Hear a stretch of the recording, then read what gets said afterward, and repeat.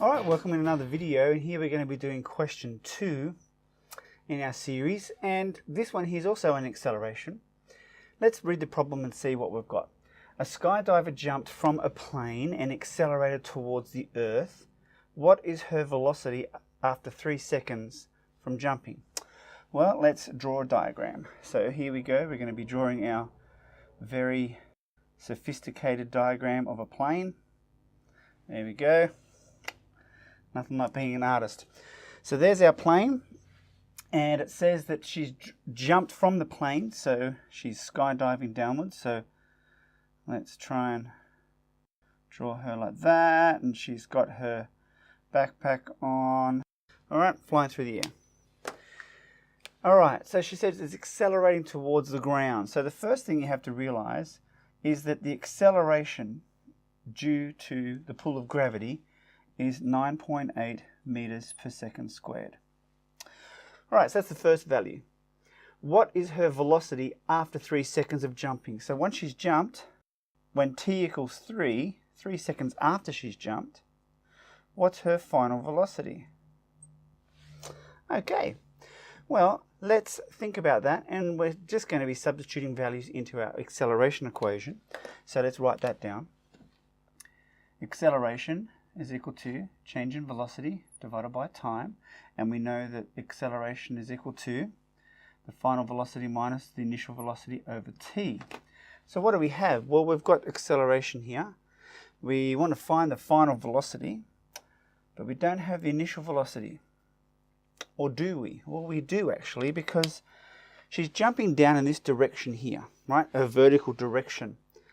So it doesn't matter what speed she's moving going that way, her velocity in the downward direction, the y direction, is 0. So her initial velocity in the 0 direction is 0 meters per second. So that's her initial velocity. Okay, so now we've got everything we need. We just need to rearrange that equation to find the final value v. Well, let's simplify it a little bit. If we've got a equals v, now minus u, well, u is 0, so we don't even need to write that, divided by t. Okay, now we want to find the final velocity, so we times both sides by t here, and then I'm going to switch it around. So the final velocity is equal to the acceleration times time. Okay, right, the t went across there, and then I flipped the whole thing around. So let's put in our values. Our acceleration is 9.8 meters per second squared, and we times it by the time, 3 seconds.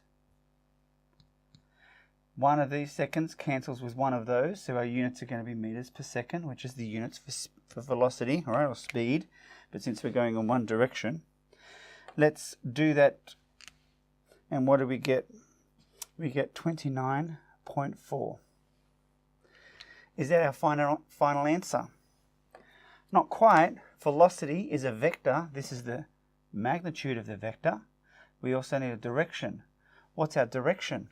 Well, our direction is down. So if we're saying that direction's that, this is up, so therefore we're going down.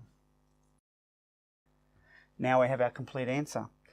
So that's a quick question on rearranging the equation this time to find out the final velocity when you're given the other things. But you have to be a bit tricky, because you have to remember that the acceleration due to gravity is 9.8 meters per second squared. Okay, hopefully that makes sense. We said that down is positive in that direction, therefore opposite would be negative, right? Just for those people who want to be very specific and go, oh, but what about minus and positives? That's what we assumed here. Downwards is positive, hence the value is positive. Upward would be then negative. All right, that's that question. Hope that makes sense to you. See you in another question where we might look at acceleration, speed. We might look at Newton's laws. Anyway, in this series, it's a revision series. Write it all down. If you've got questions, make sure you see your teacher. All right, see you in the next video.